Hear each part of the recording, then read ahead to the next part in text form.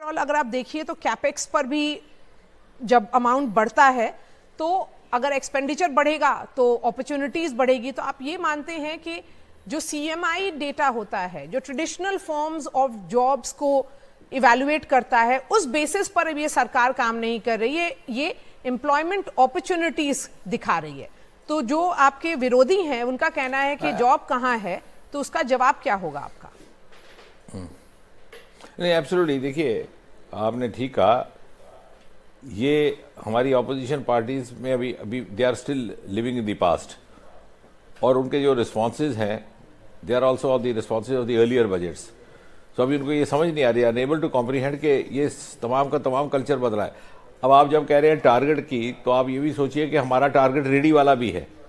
70 lakh ready वाले लाभार्थी हैं प्रधानमंत्री स्वनिधि योजना के। कभी रेडी वाले की चिंता इस हिंदुस्तान के, इस मुल्क में, किस समाज में किसी ने की? चलते फिरते रेडी वाले के तो दूसरी नज़र से कोई देखता भी नहीं था। आते जाते पुलिस वाले डंडे मार के इधर से उधर करते थे। आज उसको सम्मान के साथ सहयोग दिया जा रहा है। प्रधानमंत्री विश्वकर्मा योजना, ये टारगेट है हमारा, जो अपनी रिवायती तहजीब और परंपरा रिवायत के साथ अपनी जीविका कमाता था और साथ ही साथ हिंदुस्तान की तहजीब और इसकी सामाजिक और सांस्कृतिक मूल्यों को जिंदा रखने का काम करता।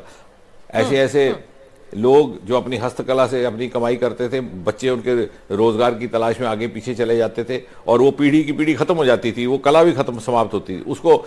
अब इसमें this is going to have a multifaceted, is going beyond the financial support. इससे सोशल ट्रांसफॉर्मेशन भी आ रही है, सोशल कल्चर भी बदलेगा। वो लोग अपनी रिवायती ढंग से अपने पूर्वजों की तरह अपनी जीविका भी कमा सकेंगे और हिंदुस्तान के सांस्कृतिक मूल्यों को जिंदा रखने में अपना योगदान भी दे सकेंगे।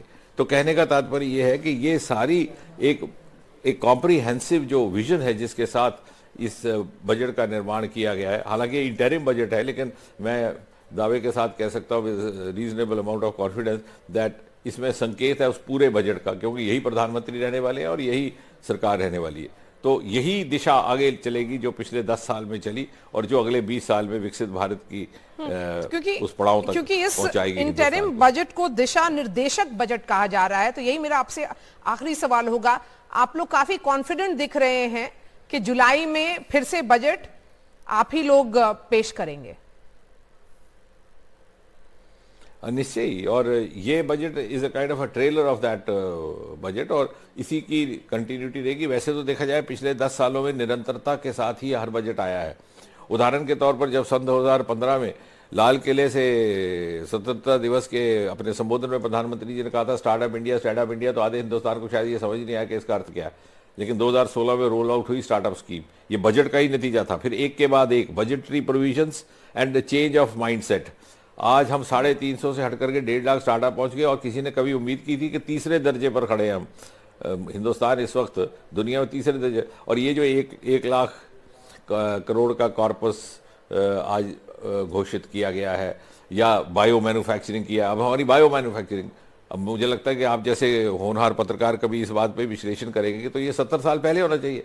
ये हमारा तो इतना विरासत है हमारी हिमालय की, अरोमाज की, मेडिसिनल प्लांट्स की, बायोडाइवर्सिटीज की। This is our exclusive asset. कभी किसी ने इसकी तरफ देखा ही नहीं। पहली बार आज बायोमैन्युफैक्चरिंग के ऊपर बजट की एलोकेशन आ रही है। डीप सी मिशन का भी आज वित्त मंत्री ने किया। 7,500 किलोमीटर लंबा हमारा समुद्री तट है। 12 प्रदेश उस पर बसते हैं, उड़ीसा से लेकर पश्चिम बंगाल, तमिलनाडु, महाराष्ट्र तक।